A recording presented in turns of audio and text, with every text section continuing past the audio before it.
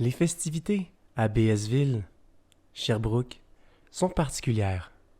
En effet, les différents quartiers de la ville se partageront l'honneur d'échanger des moments de fraternité, notamment dans le quartier de Rock Forest. Non, une Cadillac, t'aurais pas dû, Anna. J'en ai déjà 4 dans mon garage. Oh, ben ouais, je vais t'en donner une, j'ai déjà 2 Porsche. Ah, parfait.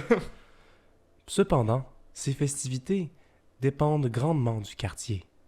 En effet, au centre de la ville, dans le petit village de lutins, dénommé Wellington, la situation est particulière. Le village est divisé en deux, le côté sud et le côté nord. Ces deux côtés sont séparés par le royaume du roi, dénommé Kingest. Dans la plupart des cas, ces deux civilisations vont être en confrontation. En effet, les partisans du Nord sont très agressifs et territoriaux envers leur terrain de chasse. Hey Stéphane, c'est mon butch. Te l'avais dit que je l'avais vu en premier, Michel. T'as moi. Hey non, il est à moi. Cependant, durant le temps de Noël, ils se tendent la main et partagent de l'amour. Ben écoute, on va le fumer ensemble. Ok, on va le couper en deux, là.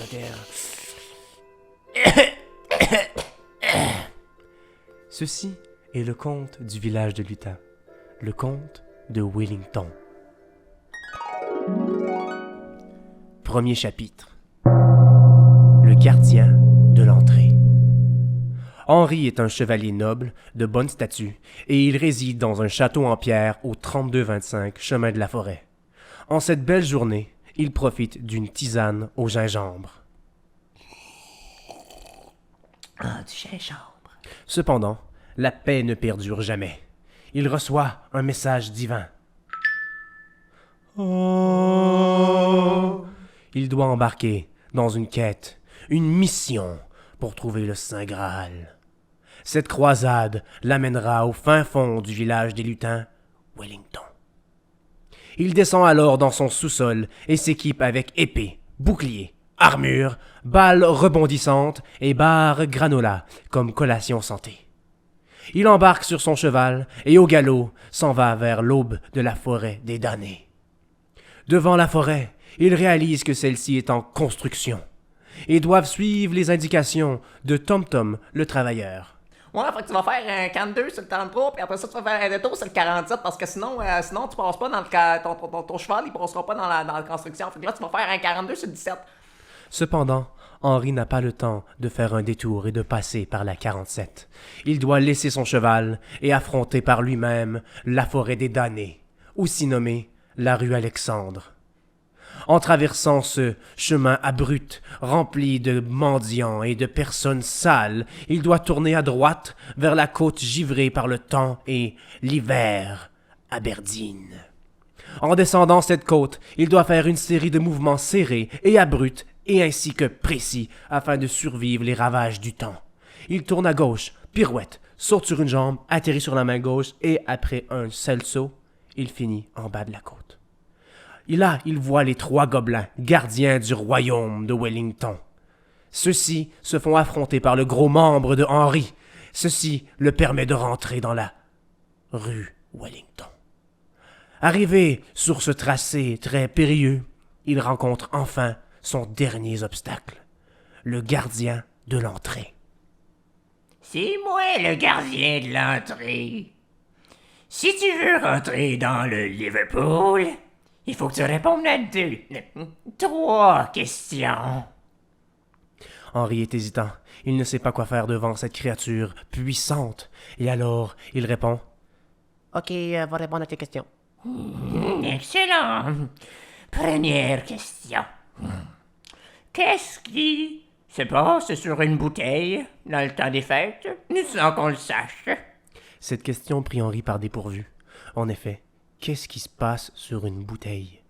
Après quelques secondes d'hésitation et 3 de malaise, il répond avec ferveur. L'herpès? Excellente réponse. Deuxième question. Qu'est-ce qui est bleu et rouge? Une question très intellectuelle. Henri n'a pas réfléchi plus que 3 secondes. En effet, qu'est-ce qui est bleu et rouge? Phare de policier? Marteau? Tournevis? Bobette? Qu'est-ce qui est bleu et rouge? Et ainsi il répond. Ben, pas mal de choses, hein? Effectivement, beaucoup de choses sont bleues et rouges. Troisième question. Est-ce que vous avez du change? Oh non. La 3e question. La question qui pèse le pour et le contre envers cet adversaire de taille gargantuesque. Henri fouille ses poches. À l'arrière. Sur le côté. Sous ses bottes. Il n'a pas de change. J'ai pas de change. Quoi? Mauvaise réponse. Tu vas voir la furie du gardien. Le gardien rentre alors en transe. Il gagne en puissance, en grandeur, en puissance. Et ainsi sa bosse pousse. Sa bosse abdominale pousse. Sa bosse dorsale pousse. Et ainsi, il perd la balance et tombe sur le dos. Avec le phénomène de la torture renversée, le gardien ne peut pas se défendre. Henri en profite pour rentrer dans l'antre du Liverpool. Merci pour avoir passé avec nous ce premier conte du temps des fêtes. Rejoignez-nous la prochaine fois pour savoir qu'est-ce qui arrive à Henri. À la prochaine. C'est la fin. C'est la fin.